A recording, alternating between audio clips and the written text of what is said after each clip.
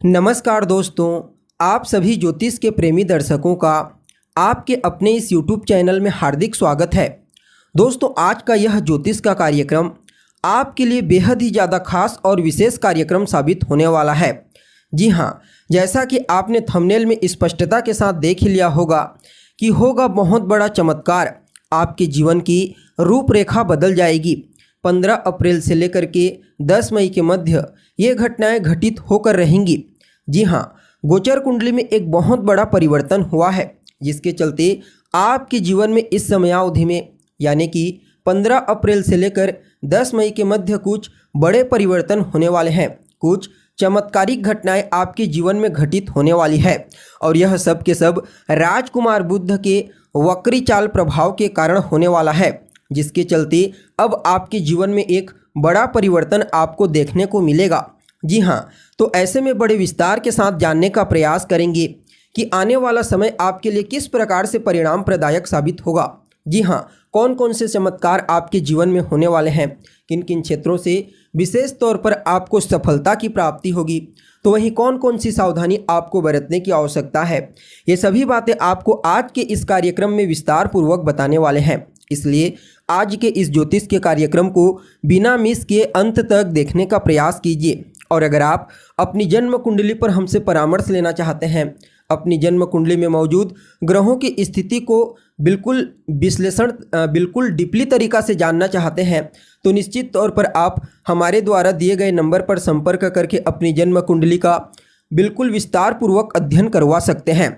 जी हाँ, तो दोस्तों, जैसा कि आपको बताया गया, यह जो चमत्कारिक घटनाएं आपके जीवन में घटित होने वाली हैं, यह सब के सब युवराज बुध के वक्री चाल प्रभाव के कारण होगा।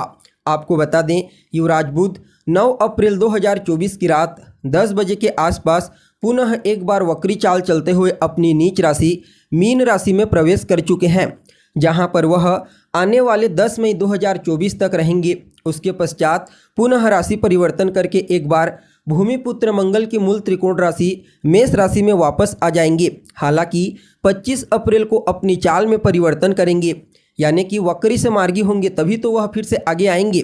फिर उसके पश्चात आपके जीवन को पूरी तरह से प्रभावित करेंगे मार्गी चाल चलते हुए।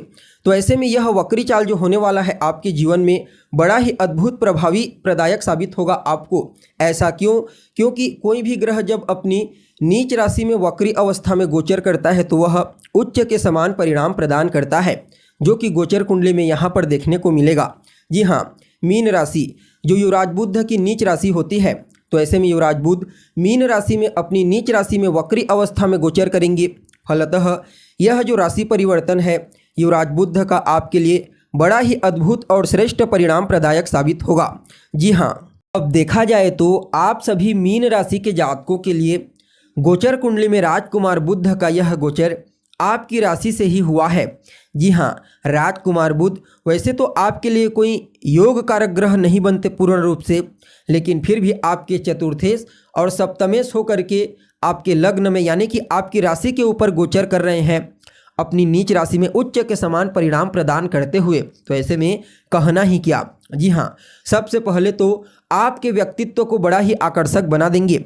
जी हाँ, आप अपने व्यक्तित्व के प्रभाव से, अपनी वाणी के प्रभाव से, अपनी संवाद शैली के कौशल से लोगों को अपनी तरफ आकर्षित कर पाने में कामयाब होंगे। यह समय आपको बड़ा ही आकर्षक बना देगा।